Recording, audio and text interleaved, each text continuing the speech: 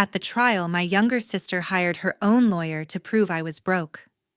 My parents said they had given me every opportunity. Mom burst into tears. Dad nodded in agreement. My lawyer stayed perfectly calm until Judge Quinn paused and said, "I've reviewed the asset and tax records. Someone in this courtroom is lying to my face. We gave you every chance, and you wasted it all."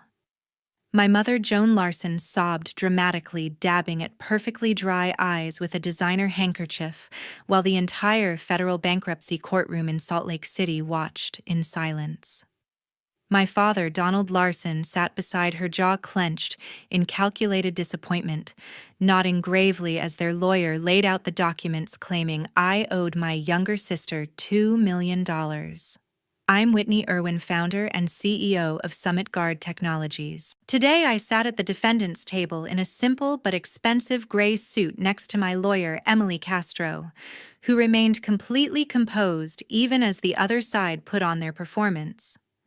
The lawyer hired by my sister stood up, voice full of confidence. My company was on the verge of collapse, unable to repay the large investment she had made years earlier on behalf of the family under an internal agreement authorized by our parents, and the court needed to step in to protect her as creditor.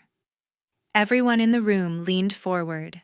My sister sat straight-backed, a faint, victorious smile playing on her young face. Then Judge Quinn suddenly stopped reading the petition. He removed his glasses, scanned the newly submitted asset and tax records more closely, and looked up. His voice carried clearly through the silent courtroom. "I've reviewed the asset and tax records. Someone in this courtroom is lying to my face." My sister's confident smile vanished instantly. Mom's tears stopped as if on cue. Dad froze. I sat there quietly, waiting for the moment I had prepared for over the past 10 years. Have you ever had a close family member downplay, or even try to undermine the success you worked so hard for? Drop your story in the comments below. I read them all, and would love to hear how you handled it. Like and subscribe so you don't miss what happens next, because this story is just getting started. I stood silently in the courtroom, waiting for the moment I had prepared for over the past 10 long years.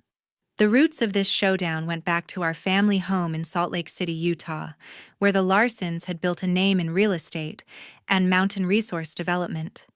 My father, Donald Larson, owned one of the largest firms in the region, dealing in land acquisition, mining rights, and high-end resort projects across the Wasatch Range.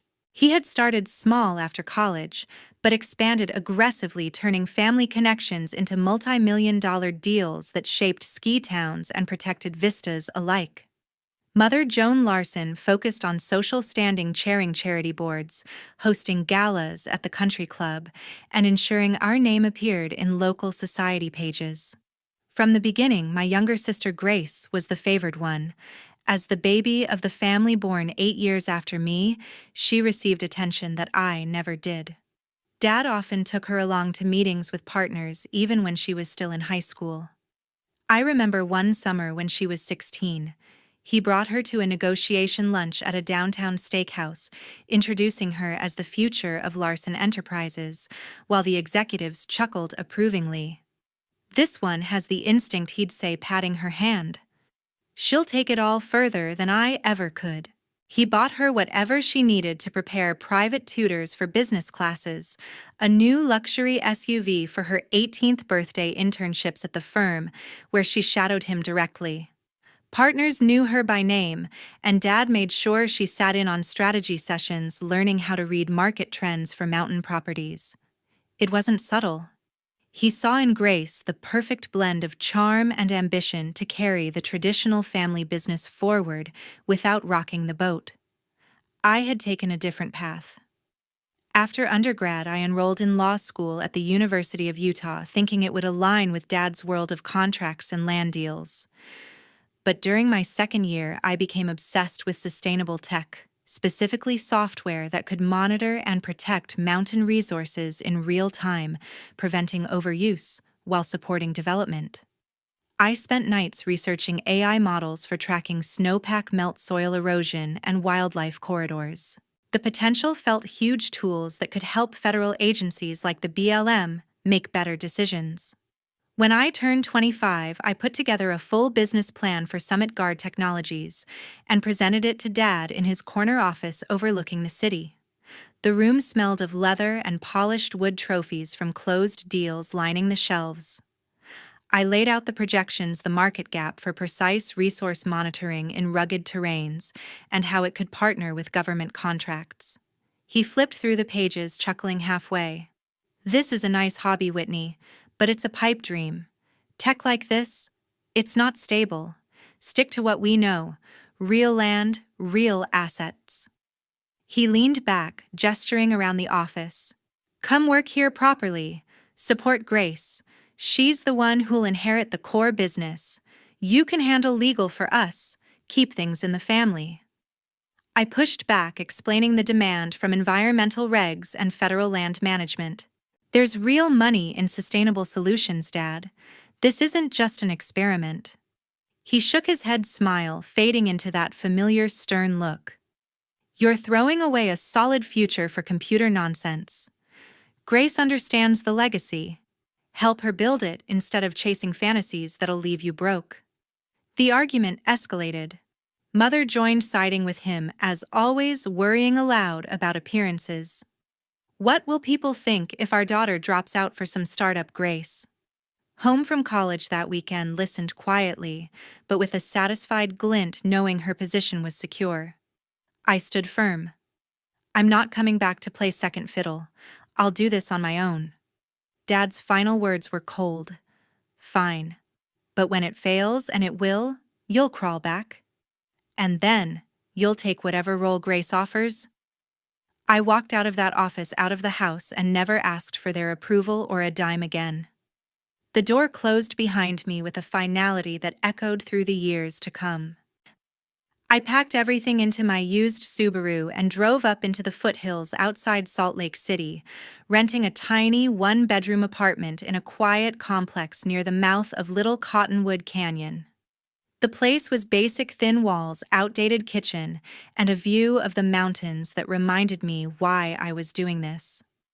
Rent took half my savings in the first month, but the location gave me constant access to the terrain I wanted to protect and monitor. Those early days blurred into endless work sessions. I taught myself to code from scratch, starting with online tutorials on Python and geospatial libraries. Nights were spent poring over federal regulations, the Bureau of Land Management guidelines, environmental impact statements, and public land use policies that governed millions of acres across the West. I printed stacks of documents, highlighted sections on data requirements for resource monitoring, and built spreadsheets modeling snowmelt patterns from publicly available USGS sensors. Money ran low fast. I took freelance gigs writing basic reports for small environmental nonprofits just to cover groceries and internet bills. Coffee became my fuel. Sleep was secondary. The laptop fan whirred constantly as I developed the first prototype, an app that pulled satellite imagery and ground sensor data to predict erosion risks on ski resort slopes and public trails. That prototype was my breakthrough hope. I pitched it to a potential partner I met through an online founder forum, a guy who claimed connections with outdoor industry investors. We met at a coffee shop in Sandy, and he seemed enthusiastic, offering to co-develop and introduce me to funding sources.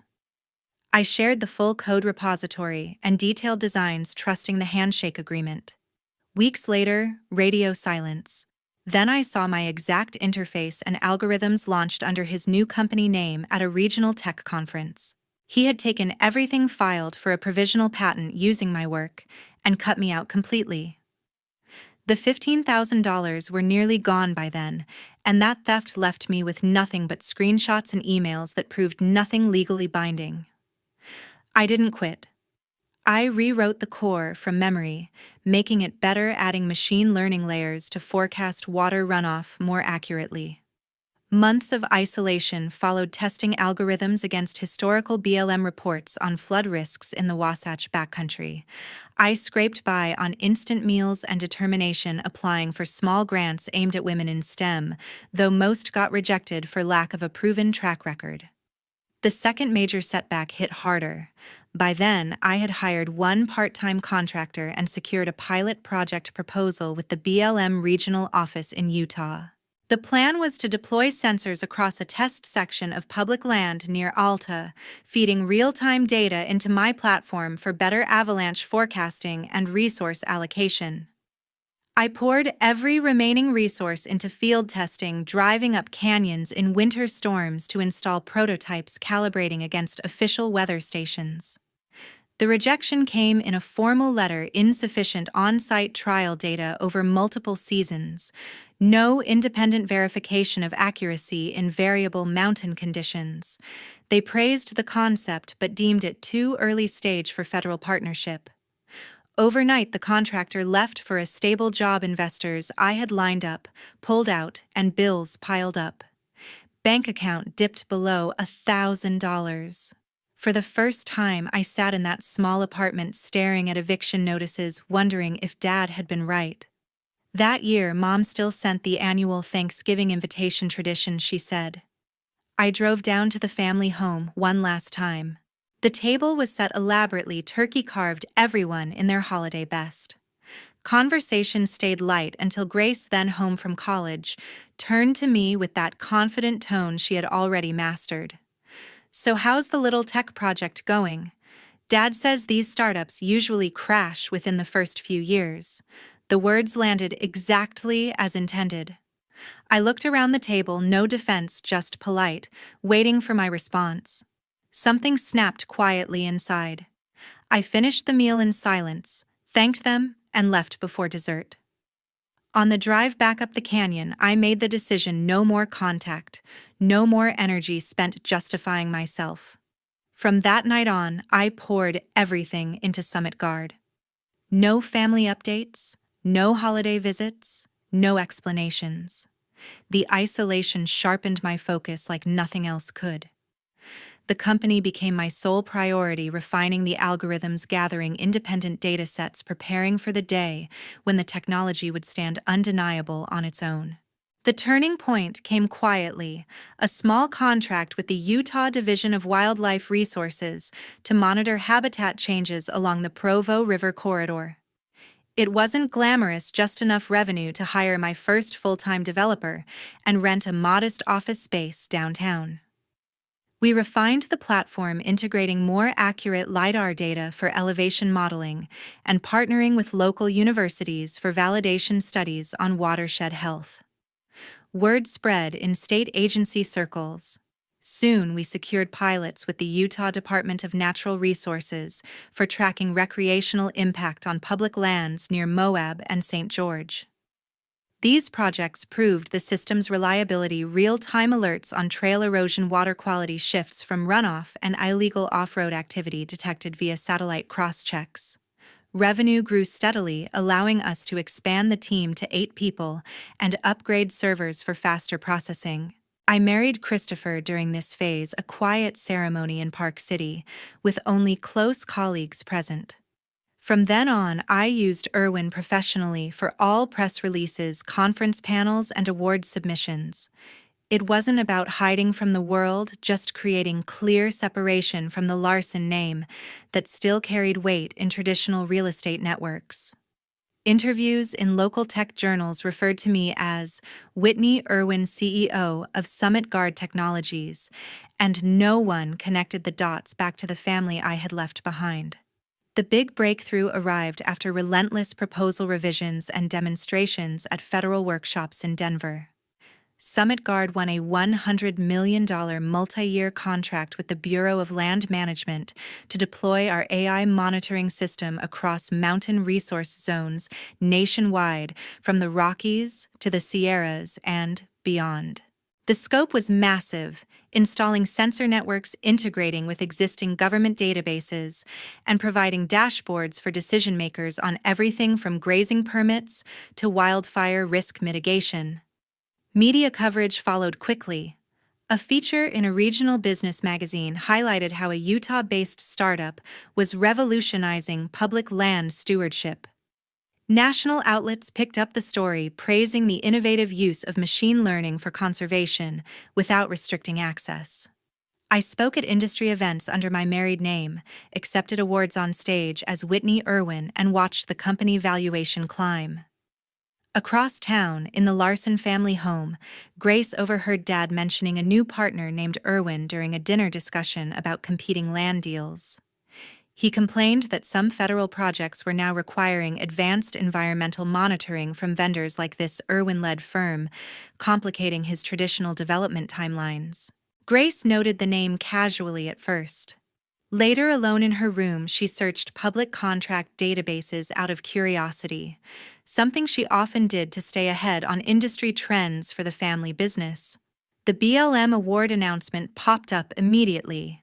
Summit Guard Technologies, led by CEO Whitney Irwin. Cross-referencing the company founding documents and old news clippings took only minutes. The realization hit hard. This was her sister's work, built from nothing into a federal contractor outshining their legacy operations. The shock turned to resentment over weeks. Grace saw headlines celebrating the innovative woman reshaping resource management, while her own role remained tied to Dad's aging model of land sales and leases. Her position as heir apparent suddenly felt vulnerable. Partners started asking Dad about adopting similar tech solutions to stay competitive. She began planting doubts at family dinners, suggesting the success was temporary, that federal contracts were fragile and often overhyped. Mom listened sympathetically. Dad grumbled about upstart disruption. Grace proposed a solution framed as concern. They could rescue the situation by forcing accountability on an old internal investment. She reminded them of the $2 million they had transferred through her account years earlier, intended as family support routed discreetly for potential early backing. Though never formally invested, she argued it could be positioned as an unpaid loan now that the company appeared solvent. Convincing them took time, but not much effort. The narrative fit their long-standing view. Intervention was needed to save me from eventual collapse and preserve family reputation. Grace took charge of finding a lawyer willing to file on grounds of that alleged debt-gathering fabricated records to support the claim of default. The plan was set to file for bankruptcy protection on behalf of the creditor, triggering scrutiny that would delay or derail the BLM rollout before anyone realized the true scale of Summit Guard's stability. A thick envelope from the federal court arrived at the office one morning, marked urgent. I sliced it open at my desk, expecting routine compliance paperwork. Instead, it was a bankruptcy petition filed against Summit Guard Technologies, claiming the company was insolvent and owed $2 million to a creditor who had invested early and never been repaid. The creditor listed Grace Larson. My stomach dropped. I read the name twice, then scanned the attached documents, loan agreements dated years back. Signatures that looked vaguely like mine financial statements showing massive losses that bore no resemblance to reality. It alleged a family-backed investment routed through Grace's account for tax reasons, now in default. Shock hit first, then a wave of disbelief. Grace, my own sister, had gone this far. I had built everything without a cent from them, yet here was a fabricated claim designed to force court oversight and halt operations. I called Emily Castro immediately. She had handled our federal contract compliance from the start and knew every detail of the company's finances. I scanned and emailed the filing while still on the line. Emily's voice stayed professional but edged with concern as she reviewed. "This is blatant fraud, Whitney. Forged signatures, invented accounts, timelines that don't match any real transactions. We can dismantle it with audited statements and bank records alone." She paused. "But here's the risk: the petition itself creates complications. Even if dismissed quickly, the filing becomes public record. It could trigger reviews from BLM partners, delay funding disbursements, or scare off private investors. And if the judge assigned has any local ties to established families like yours, they might drag it out for appearances." Her warning sank in. Utah's business community was tight-knit.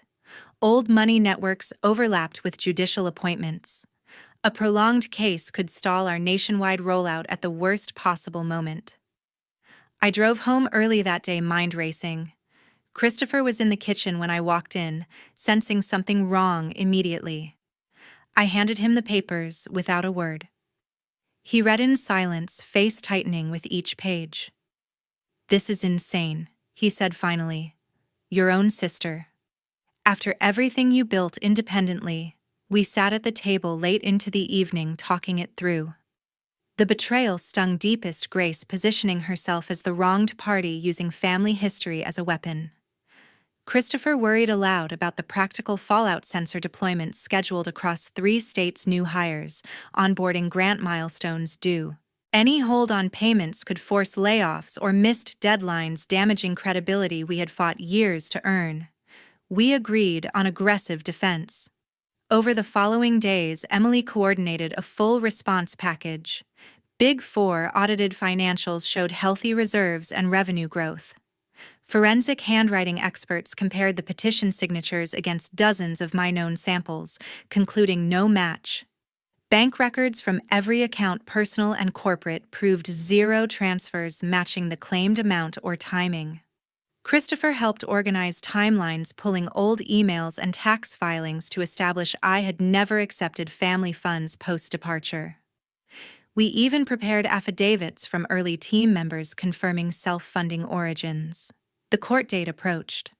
On the morning of the hearing, I arrived at the federal building downtown with boxes of evidence. Emily walked beside me, calm and prepared.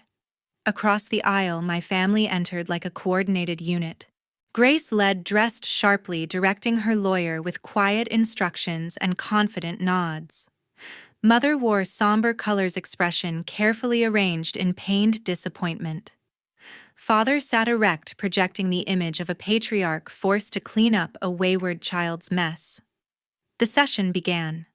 Grace's attorney rose dramatically, painting a picture of irresponsible mismanagement and an unpaid internal family loan now jeopardizing a creditor's rights. He referenced the generous support routed for legitimate business purposes now ignored despite repeated requests. I watched their performance, pulse steady but anger simmering beneath. Emily remained composed, waiting her turn. The courtroom filled steadily, the low hum of voices mixing with the rustle of papers and the occasional cough. I took my place at the defendant's table, Christopher beside me, his hand resting lightly on mine. Emily sat on my other side, organized stacks of exhibits in front of her, calm and focused. Across the aisle, Grace entered first, her lawyer close behind.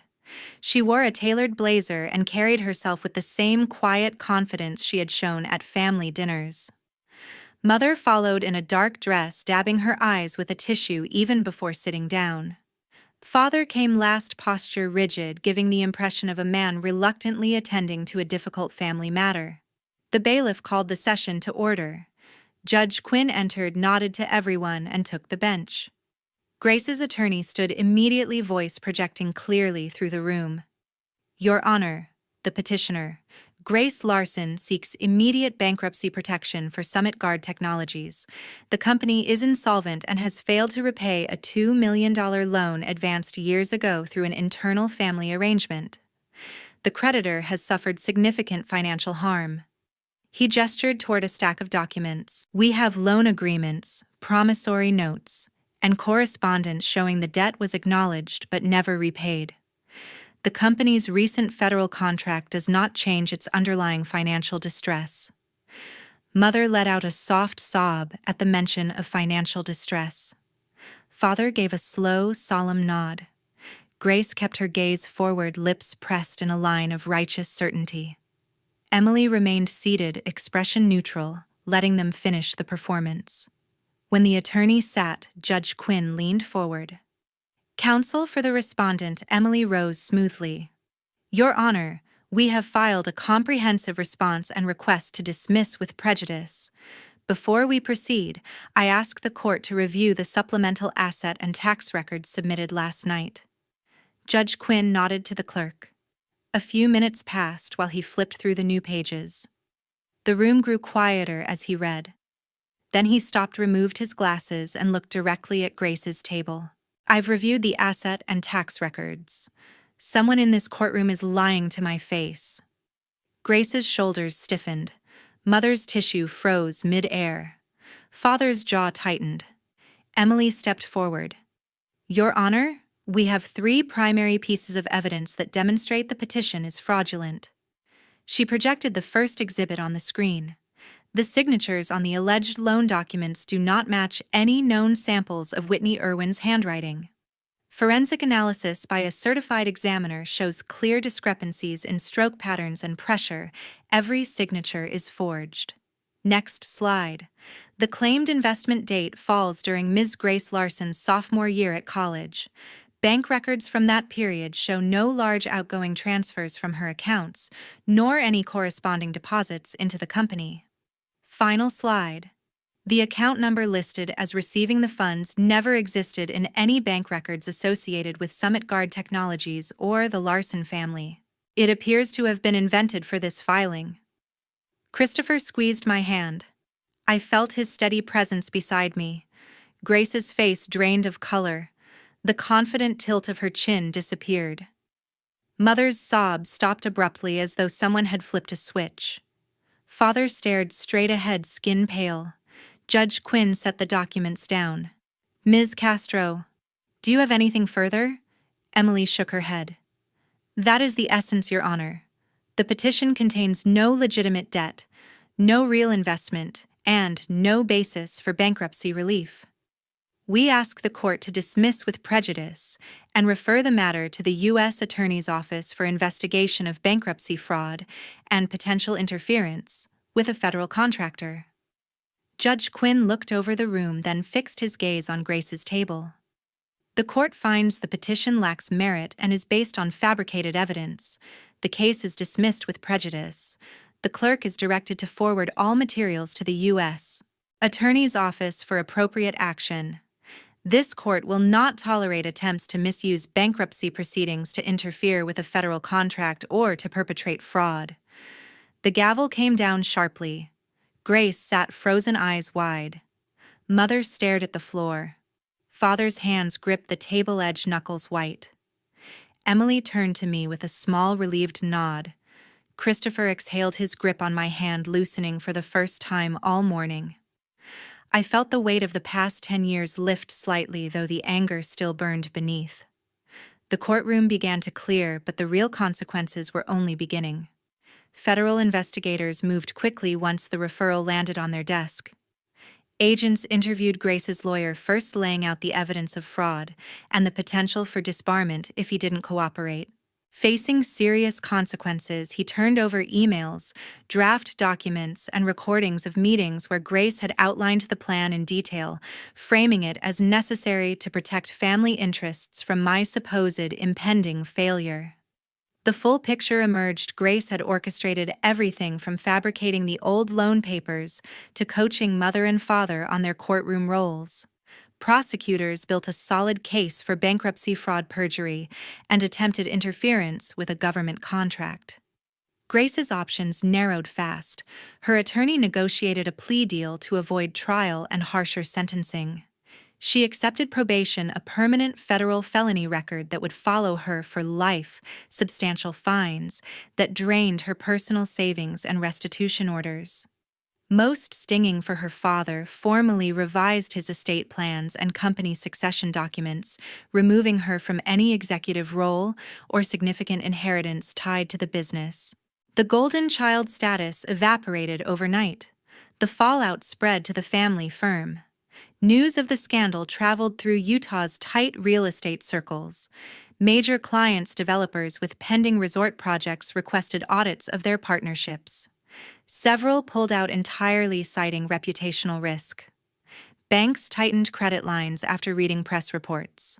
Father spent months trying to stabilize operations, but cash flow suffered as deals stalled.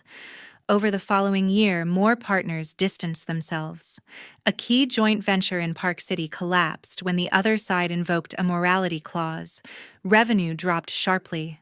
Father aged visibly, working longer hours to salvage relationships that had taken decades to build. Eventually, with no viable recovery path, he accepted an offer from a larger regional competitor and sold the company at a fraction of its former valuation. The Larson name lost its dominance in mountain development.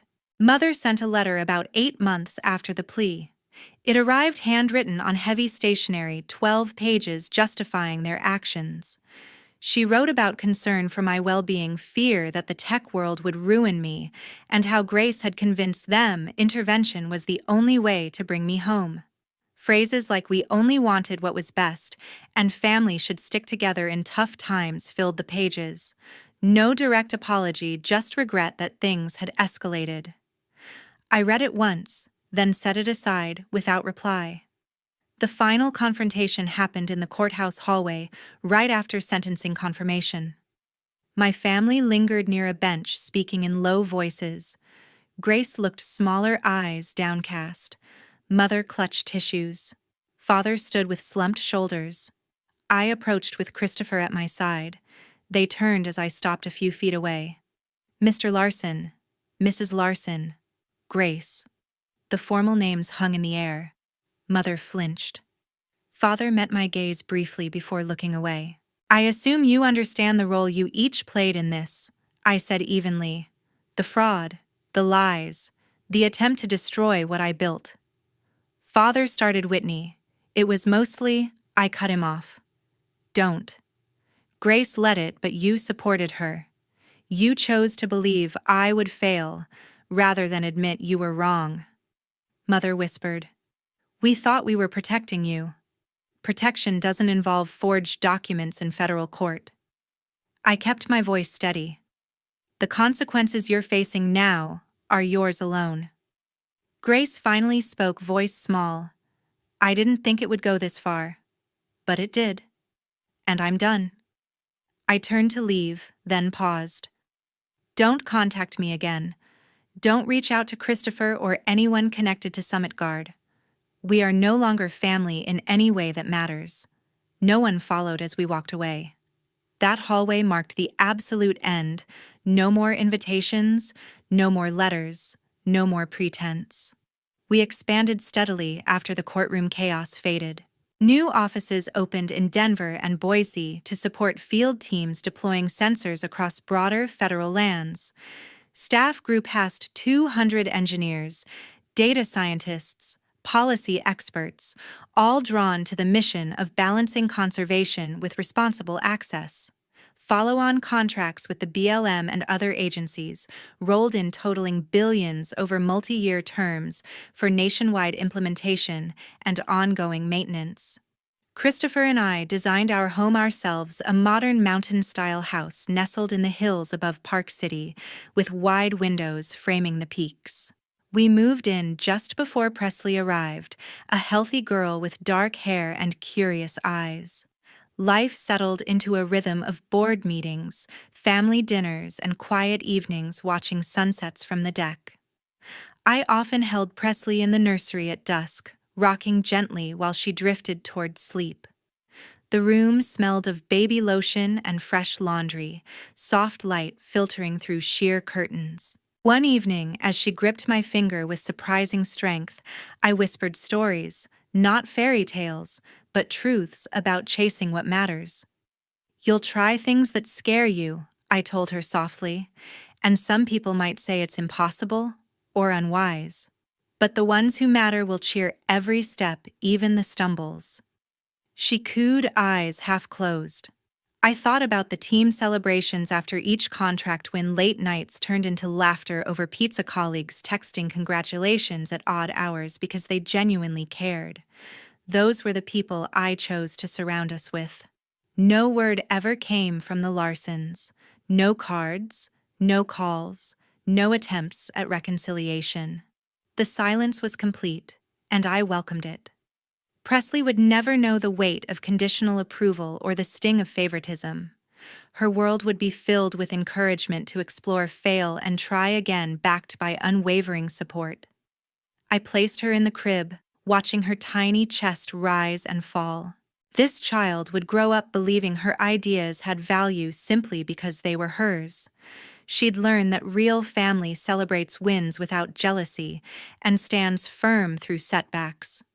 That's the legacy I built, not from old money or inherited position, but from persistence and the freedom to choose who belongs in your life. Success isn't just contracts or headlines. It's creating an environment where the next generation starts stronger than you ever did. They tried to prove I was the failure they always predicted. Instead, they showed the cost of refusing to grow. While their world shrank, mine expanded, proving that determination paired with people who truly lift you up outpowers doubt every time.